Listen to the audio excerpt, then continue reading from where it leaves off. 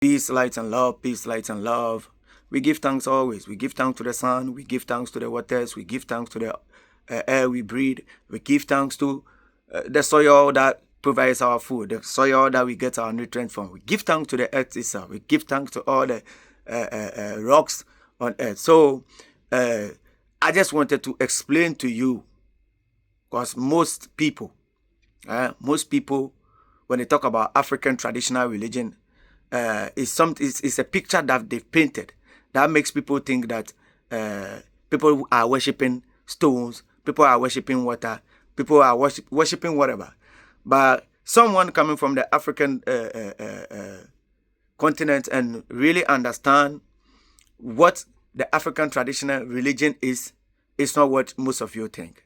So first of all, let me talk about some of the things when you go to a shrine you will find. Most of the time, you find a rock. So when you find a rock, what do you think? Do you ask them what the rocks signifies? But I think most people jump into conclusion that they worship those rocks.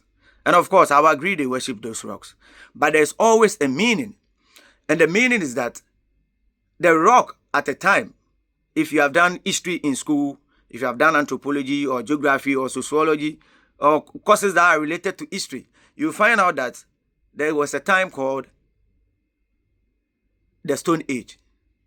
The Stone Age. And when they say Stone Age, what it means is that their primary use tool that they used to do their daily activities, from cutting, slicing stuff, to clearing the bushes, to grinding their food.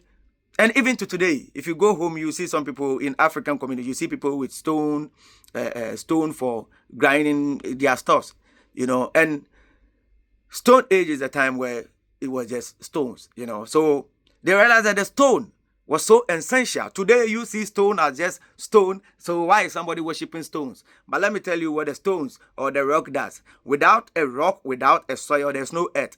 Because we sit on a rock.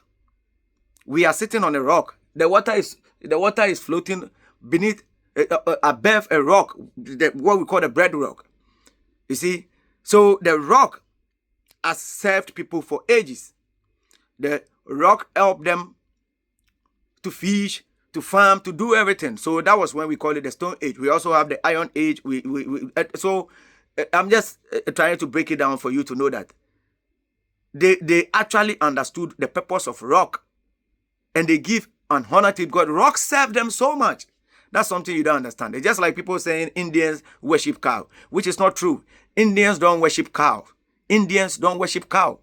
They see the cow to be a source of nutrition, a source of help on their farm, manure, So they are not worshiping the cow. When you speak that way, you are just being ignorant. It means that you are just being an armchair. You don't research. You don't talk to the people who are involved in it. So Africans don't really worship. The African traditional religion doesn't worship stones. We revere the stones for the purpose and for the significant things that it does for the African people. So our ancient ancestors understood that without a stone, there was no survivor, because their survival was all bent on rocks. They used the rock to do everything. The rock was their tool. So they understand the rock. And then let's talk about water. So there's nobody, no single person on earth that doesn't need water, one way or the other. We all need water. Plants need water, animals need water. So you tell me that people worship water are mad, and see what you've been doing to the water. Since you don't believe that the water is a god, the water is a deity, the water is something that nourishes you, the water is something that you used to cook, the water is something that you used to even treat your wounds. So this is what our ancestors understood. The same thing with the air that we breathe. They understand that the air that we breathe is most essential. Without it, for a couple of minutes, you are gone. So they made sure that they understood their environment. And they were not fighting their environment, unlike us, who think we are believers, but we are unbelievers. Because if we believe in life, we will not be going down into the forest and chopping down trees. We will not be polluting our air with so much fumes that are harmful to us. We will not destroy our water bodies like we have a problem in Ghana here. Galamsey, just destroying the water. Because all these people are non-believers. They don't believe in life. If they believe in life, they'll cherish the water because that's the only source of water that they have around them. Yet, because they are non-believers, who think that worshipping water is a crazy thing, pollute it. And then now, you see them on the street doing demonstration about stopping Galamsey. But it's not really about stopping it. It's about people understanding why they don't need to pollute their water. Just go down the street, look at our gutters. And look, from our gutters right now, we face it even in our rivers, streams and lakes. Because of some metal called gold. Some rock called diamond or something. And then we destroy our environment. Our ancestors didn't see that. They saw water to be so precious. And then we have a saying, water is life. So if water is life, you don't need to destroy your water. And the sun, people say they are sun worshippers. I'll tell you why. Because across most of the ancient civilization, most of them were sun worshippers. And you have to understand, the day the sun goes off, the sun doesn't, the day the sun goes off is the end of the world. It's not what your Bible tells you. Because this Bible thing I've told you for 2,000 and 3,000, not what your Quran is telling you. The day the sun that you see up there, which dries your clothes, which gives you vitamin D. So come on, don't be so naive, don't be so ignorant. Just learn. Learn. Don't sit on one side and say Hindus are this, and traditional religion is this, and Christianity is this, and Islam is this. Make sure you understand what you are saying before you put out something.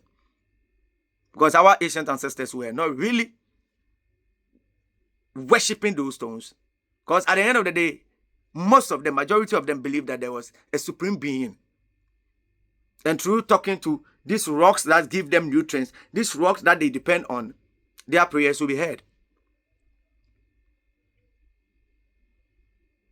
You know, when there are drafts, they depend on, and we have festivals. For example, we have the Omoho, which is to signify that they've drove away hunger. You know, so and how they were hungry. There was starvation. There was drought. They couldn't farm and feed themselves. So what did they do? They went and consulted the deities. The deities are so people don't understand deity. Let me break down what deity is. So a deity is actually something that you precious, you value, that it helps you. It's more like an omen, you know, more like an omen. Somebody will keep something on his hand, believe it. It's the same scenario.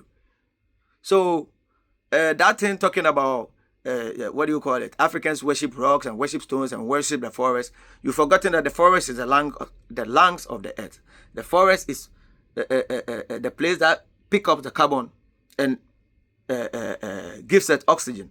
So all these things that our ancestors were worshiping, if you really look at it and you've had some basic geography class, you understand that our ancestors really understood their environment and the world as a whole. And they were more peaceful with their environment than we do, because they were believers and we are non-believers. So on that note, I came to you in peace, light and love, and please do to subscribe for more. As we go down the lane, we'll discuss more. And I'll be having some of my lectures, some of my professors to be on this page, and then we learn more. On that note, I leave you in peace again. Bless.